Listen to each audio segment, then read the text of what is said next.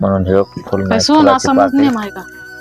फुल नाही फुलाची पाकळी 300 रुपयाचं साधच आणलंय, पण प्रेमाने आणलंय. ह्याची त्याला काय गरज चांगल्याने होती? स्वीकार कर. अगं 10 बाया सोनं नाणं घालून तुझ्या पूर्ण आयटीत जाते आणि माझ्या बायकोच्या घरात फुटका म्हणी नाही. मग ही घातल्यावर तरी जरा गोड दिसेल की काय?